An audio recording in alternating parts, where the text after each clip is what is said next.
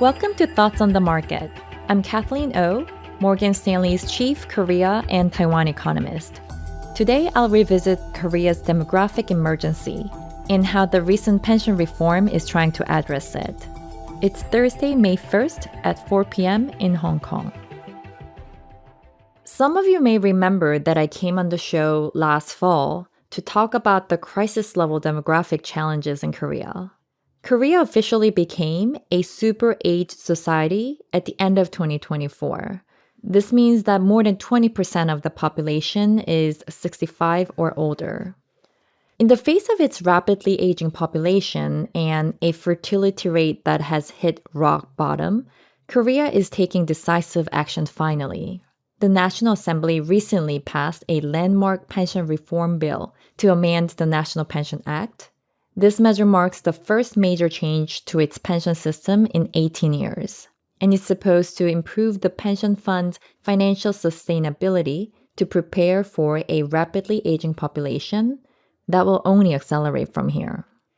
The amendments include raising pension contribution rates and adjusting the income replacement ratio to 43%. These changes aim to delay the depletion of the fund to 2064 to 2071 on an upside scenario. Without this reform, the fund would have been depleted by 2055, just 30 years later. This reform avoids having to sell the fund's financial assets by delaying depletion. It also assures pension holders of the stability of future pension assets.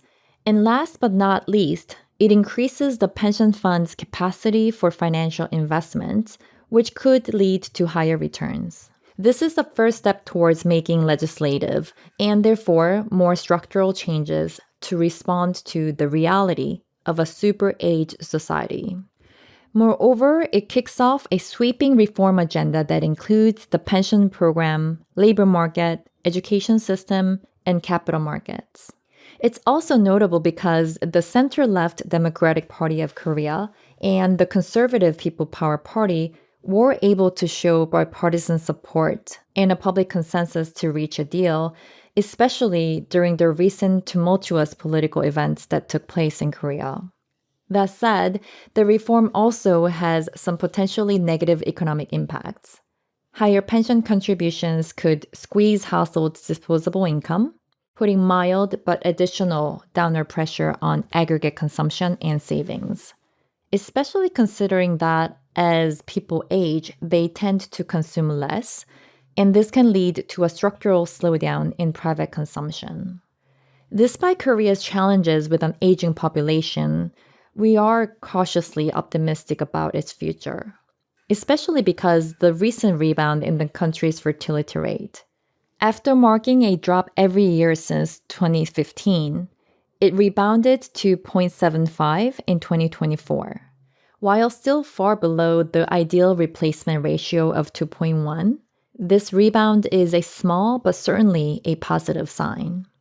Looking ahead, Korea's working population is expected to decrease by 50% in the next 40 years unless the country ensures a dramatic rebound in the fertility rate to 1.0 or higher by 2030. In the meantime, we expect further adjustment to the pension reform bill. We expect further discussions around lifting of retirement age, along with the labor market reform next in line on the economic front. The Korean government will continue to execute on its demographic policy agenda. Thanks for listening. If you enjoyed the show, please leave us a review wherever you listen and share thoughts on the market with a friend or colleague today. The preceding content is informational only and based on information available when created. It is not an offer or solicitation, nor is it tax or legal advice. It does not consider your financial circumstances and objectives and may not be suitable for you.